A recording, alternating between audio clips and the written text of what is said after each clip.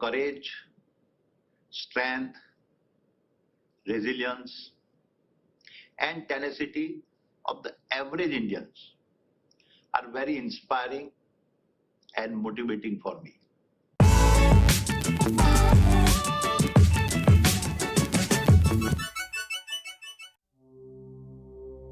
2022 was an exceptional year in many ways. We had a successful Adani Wilmar IPO, and thus Adani Wilmar is becoming the 7th listed company in the group. We have built a business model where we start a business from scratch, make it profitable, and then go public. This IPO was another example of that. We also become India's second largest cement manufacturers when we acquired ACC and Ambuja Cements for around $10.5 billion from Holcim. It is the largest acquisition we have ever made, and it is also India's largest ever M&A transactions in the infrastructure and a material space. These rankings and numbers do not matter to me. These are only media hype.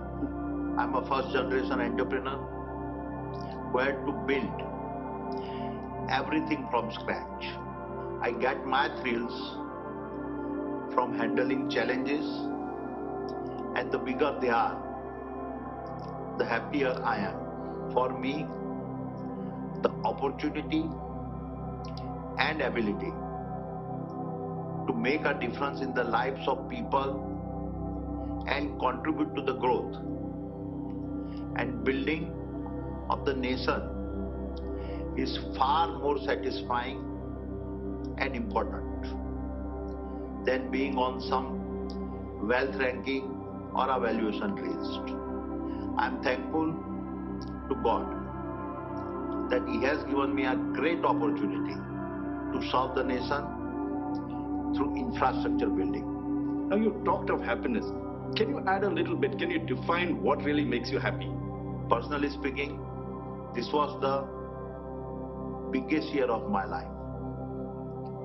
This year, I celebrated my 60th birthday. This personal milestone apart, on this occasion, my family committed ₹60,000 crores to the Adani Foundations to support mainly 3 social causes which is close to my heart: education, healthcare, and skill development, which are foundational for any nation. This has given me immense satisfactions and happiness which no professional achievement can ever give. The courage, strength, resilience, and tenacity of the average Indians are very inspiring and motivating for me. To share with you at the 2nd edition of our Green Talk series, I was greatly moved by the stories of Arunima Sinha and Kiran Kanodia, 2 extraordinary women who unfortunately lost their limbs but yet conquered the world. Arunima climbed Mount Everest, and Kiran, a blade runner, is running marathons. Both are incredible women and the pride of India. They are the real heroes of a Naya India. Their stories moved me so much that I had tears in my eyes. I am truly humbled by their spirit. Could there be anything more motivating than such courage, valor, and determinations in the face of adversity? Seeing their story, my belief is further reinforced that there is no machine stronger than human beings. Such human stories are the biggest source of motivation for me. In a middle class family, and I lived through the 90s, 70s and 80s when we had to struggle for Bidli, Sadak and Pani. That was a time when India had a huge infrastructure deficit in ports, airports and many other infrastructure areas.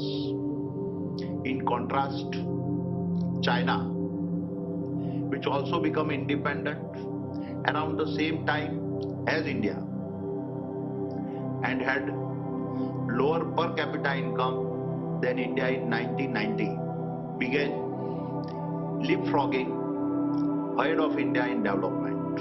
All this issue instilled a huge desire in me to do whatever I could do to transform India, particularly in infrastructures and make India stronger. Meanwhile, starting from 1991, policy changes created an enabling environment for the entry of the private sector in the infrastructure space. This is why I am determined to use every opportunity to build a world-class infrastructures and facilities for India and Indians.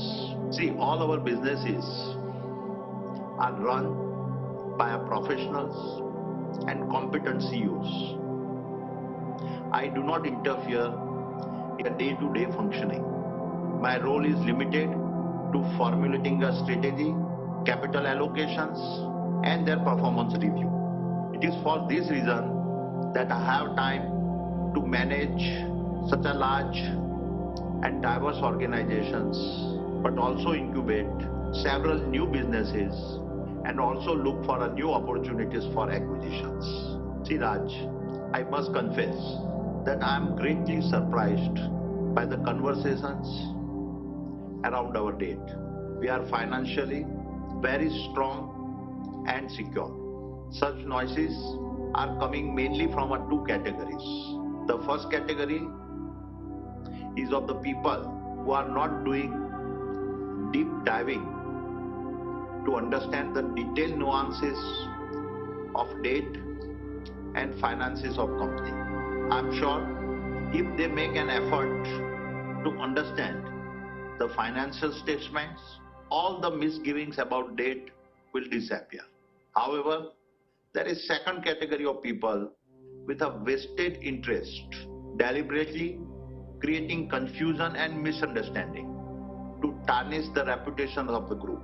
The fact of the matter is that in the past 9 years, our profit has been growing at twice the rate of our debt, and because of which our debt to EBITDA ratio has come down from 7.6 to 3.2, which is a very, very healthy for a large group where most of the companies are in the infrastructure space with an assured and a predictable cash flow, unlike in a manufacturing.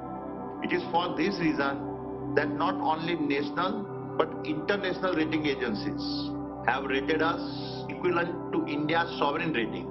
It is a matter of great pride for me that no other business group in India has as many companies as the Adani Group